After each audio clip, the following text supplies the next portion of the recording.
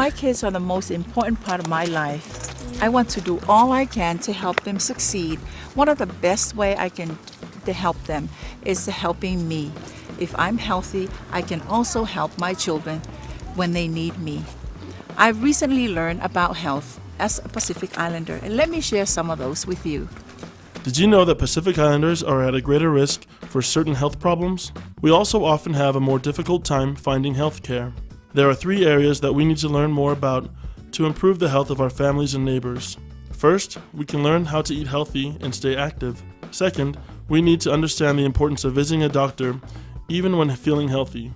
And last, we can learn what we need to do to have healthy newborn babies. While more than half of Utahns are overweight or obese, it is an even bigger health concern for Pacific Islanders. Nearly 8 out of 10 of Utah Pacific Islanders are overweight or obese. Being overweight or obese makes it more likely that you will have diabetes, heart disease, or a stroke. All of these serious problems impact your ability to do the things that you want to do with your family and friends. The good news is you can take action by making simple changes in your life. You can enjoy food, but eat less by avoiding oversized portions. Half of your plate should be fruits and vegetables. Another good way to maintain a healthy weight is to make at least half of your grains whole grains. Switching to fat-free or 1% milk is also an easy way to keep your weight in a healthy range. I start out with trying to incorporate fruits and vegetables into my diet instead of, mostly meat or mostly grains. I try to eat more fruits and vegetables. As far as fast food, instead of like a deep fried chicken sandwich, I will order a grilled chicken sandwich. Would order a non-carbonated drink such as lemonade or something light, like light lemonade, things like that, or even just the basic water. Cheap, free, and definitely good for your body.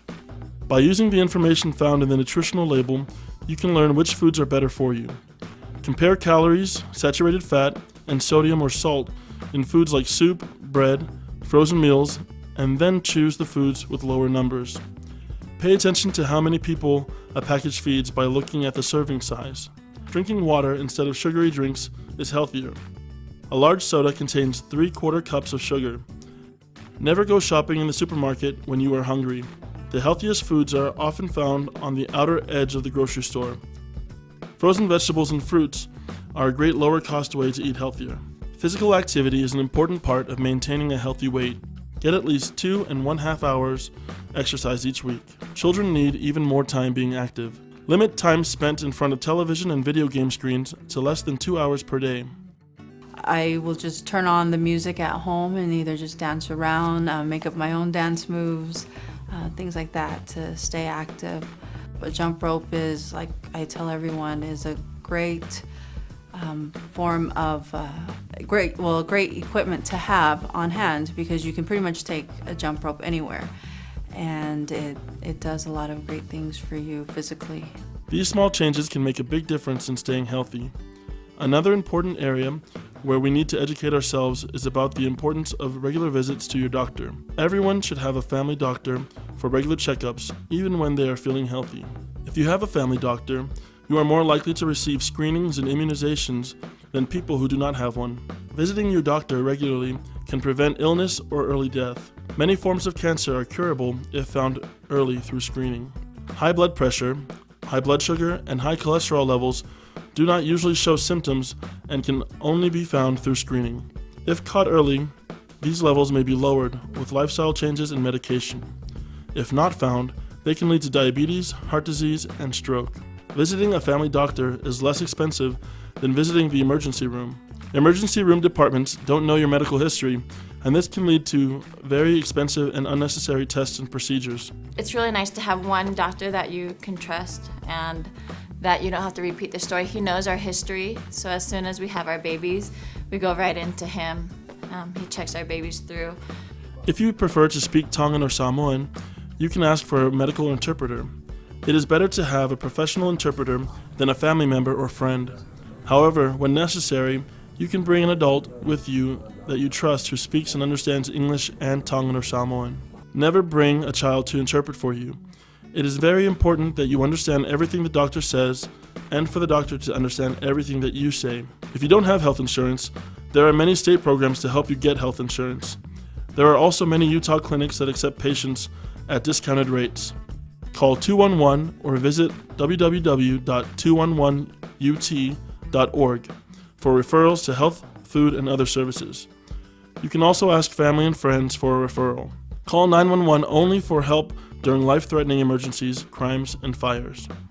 If you don't have health insurance, please don't let that stop you and make you think, oh, well, I won't be able to have health care now, because there are so many resources out there. You just have to look and ask questions and do a little bit of homework and research. Getting health care is important to everyone. It's especially important for mothers to be able to have healthy babies. As Pacific Islanders, we need to make sure that we're allowing our children the best opportunity to be healthy. As a mother, it is important to think about your needs and your baby's needs. All women of childbearing age should take a multivitamin, not just those planning to have children. About 1 in 3 births are unplanned. You may not know you are pregnant. A good diet is usually not enough to prevent birth defects. You must also take a folic acid vitamin. You should take a vitamin with 400 micrograms of folic acid every day. Folic acid is a natural vitamin that comes from foods like oranges, cereal, and leafy green vegetables. Folic acid prevents birth defects such as spina bifida. Waiting to take folic acid after becoming pregnant is too late to prevent birth defects. Visit a doctor for a checkup before becoming pregnant. Women who are not at a healthy weight before getting pregnant have a higher risk of delivering too early and having other complications such as diabetes during pregnancy. It is very important to visit a doctor during the first 3 months of pregnancy. Make sure to attend all the prenatal visits. It is important to involve your baby's father. Well, Mary and I got married. We were really excited to have kids. I always joke with her saying that I wanted to have 12 kids, and that number's come down quite a bit since then. With our first pregnancy, we were really excited. I remember the day she told me that she was pregnant, and the emotions, the excitement that came along with it. So I definitely wanted to be there at every single appointment with her. Do not smoke or drink alcohol during pregnancy. For the first 6 months, the baby should only drink the mother's milk.